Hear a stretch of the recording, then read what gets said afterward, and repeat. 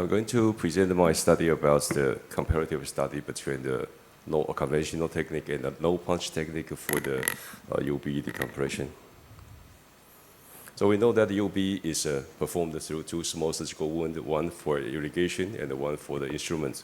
So, but under the endoscope, the surgical field is so clear that we can do anything that we want. But we do have dural tears during when we perform the UBE surgery. Just like the other spine surgery, we do have the spine dural tear.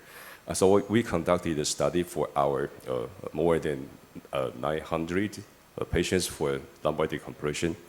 No, not only lumbar cervical decompression and also the revision surgery. The 600 and the 250 cases in each group with the conventional technique and for the no punch decompression technique.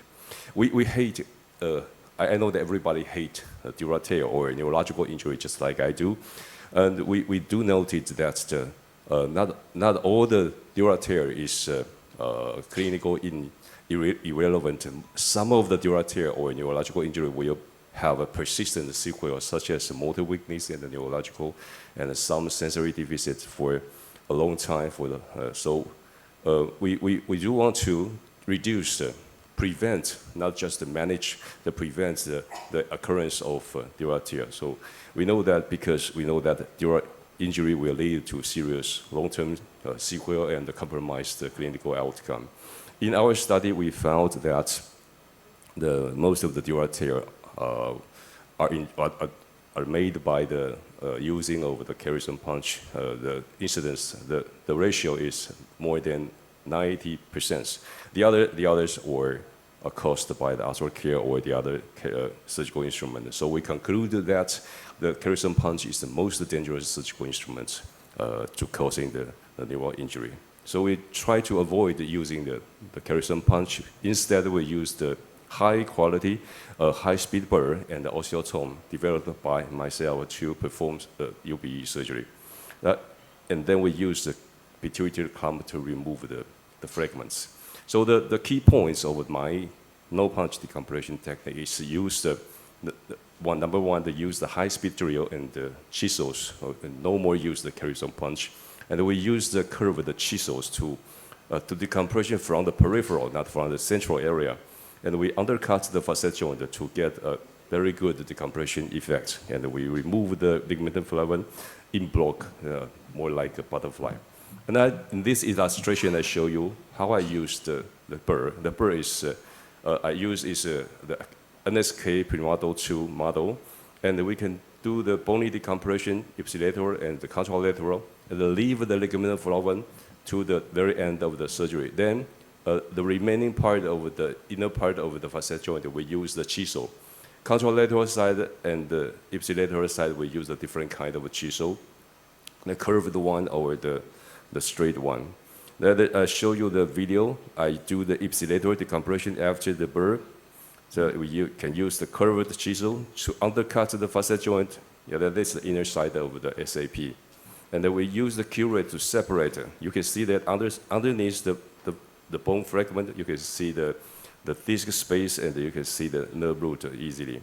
Then we remove the ligamentum flavum, the ipsilateral side ligamentum flavum, and the bone chips using the pituitary clump. And go to the contralateral side, we also use the chisel or osteotome to undercut the facet joint and then remove the ligamentum flavum from the peripheral.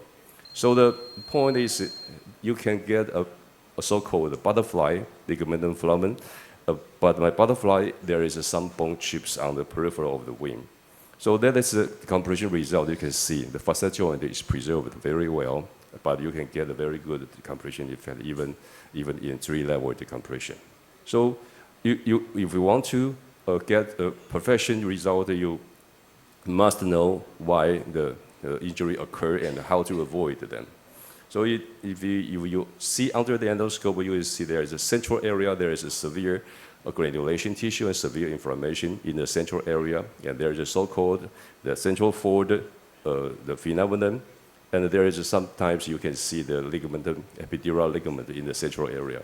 So that is why we avoid to remove the ligamentum flavum from the central area, because if you want to use the Kerrison punch, you may incidentally do injury to the dura, And in our studies, the Kerrison punch, the incidence of dural tear can be reduced effectively from 5% to 0.4%. So the technique can effectively reduce the incidence of neural tissue injury.